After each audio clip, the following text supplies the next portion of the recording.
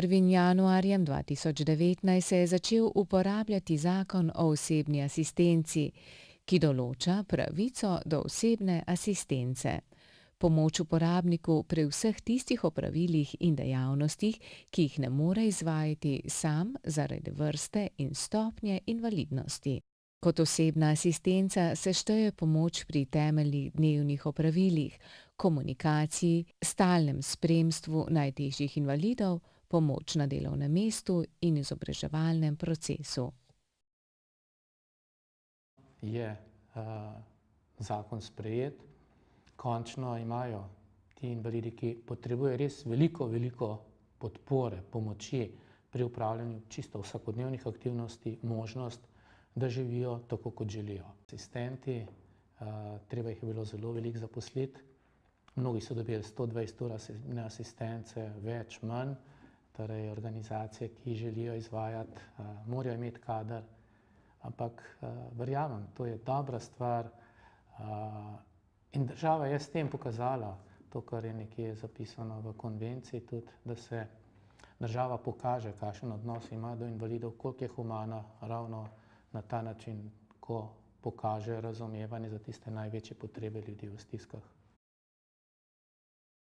Osebi s senzorno okvaro se lahko odobri osebna asistenca v obsegu do 30 ur na mesec ali komunikacijski dodatek. Tako denarno nadomestilo v višini 146 evrov. Uveljavljajo ga lahko osebe z več kot 95% izgubo sluha po Fowlerju, ki so starejše od 18 let. Na koncu je treba reči hvala zvezi za prizadevanja in pa hvala poslancem, ki so izglasovali soglasno.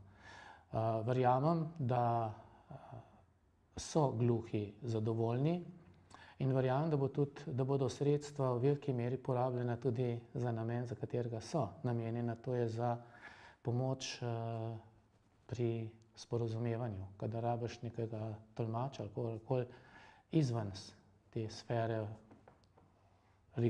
uradnih tolmačev za pomoč pri čisto vsakodnevnih stvareh, da ti lahko nek človek pomaga.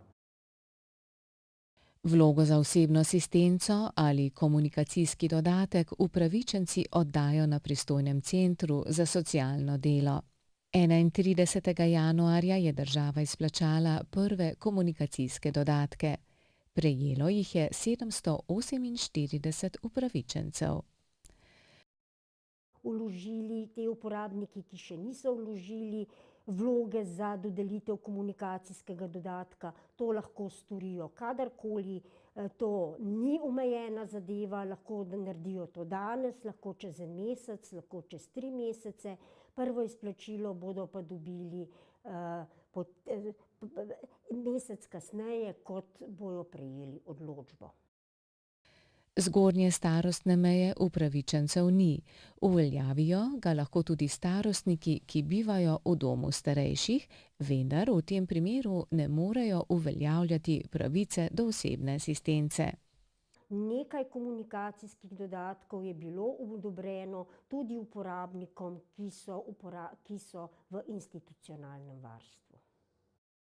Prejemniki komunikacijskega dodatka bodo ohranili tudi pravico do tolmača na delovnem mestu, do katerega so upravičeni po zakonu o zaposlitveni rehabilitaciji in zaposlovanju invalidov, saj se ti dve pravici ne izključujeta.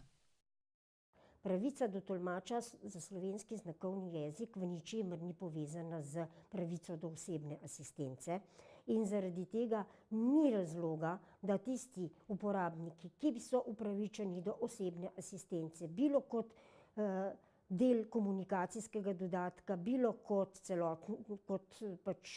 več kot 30 ur tedensko, ne bi še vedno imeli pravice do tolmača znakovnega jezika. Kajti osebni asistenti niso tolmači znakovnega jezika in tudi vemo, kdo so osebni asistenti. Zato, da nekdo postane osebni asistent, ni potrebna posebna izobrazba, za tolmače pa vemo, da so to visoko kvalificirani ljudje, ki morajo biti vpisani tudi v register tolmačev in podobno, tako da te dve pravici se absolutno ne moreta izključevati. Med izvajalci osebne asistence so tudi strokovnjaki s področja okvar sluha.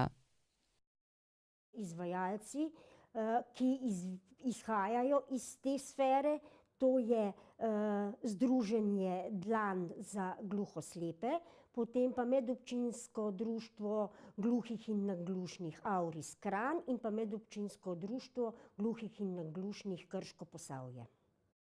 Gluhoslepi lahko zaradi dvojne senzorne okvare uveljavljajo tudi več kot 30 ur osebne asistence na teden. Če je ne potrebujejo toliko, oddajo vlogo za 30 ur osebne asistence na mesec. V vsakem primeru bodo ob polovico dodatka za pomoč in postrežbo. Zanje je nesmiselno, da oddajo vlogo za komunikacijski dodatek, saj je dodatek za pomoč in postrežbo, ki ga prejemajo kot slepi, višji od komunikacijskega dodatka, ki ga bodo prejemali gluhi. Gluhoslepi, ki dobivajo, dodatek za pomoč in postrežbo kot slepi, tudi ta dodatek dobivajo zaradi tega, ker da si bi lahko zagotovili dodatno pomoč in postrežbo. In je pravzaprav namenjen temu zagotovitvi podobnih storitev, kot je namenjena tudi osebna asistenca.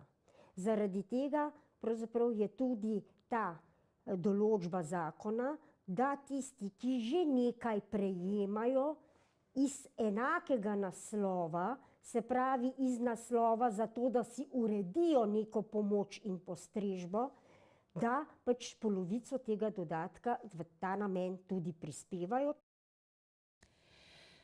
Skupnost centrov za socialno delo, ki imenuje strokovne komisije za izdelavo mnenj za osebno asistenco, je do sredine januarja prejela 671 vlog. Izdelali pa so 500 mnenj. Država je planirala za kritje izvajanja zakona o osebni asistenci 17 milijonov evrov. Naprimer, nekdo ima, 120 ur recimo osebne asistence, ima pa neko socialno domačo mrežo, na odločbi ima 120 ur. Ima pa neko socialno mrežo in on pač recimo 40 ur mu ta socialna mreža domača odtehta in pokrije. Se pravi, da bo samo 80 ur uveljavljal tisto, kar res potrebuje.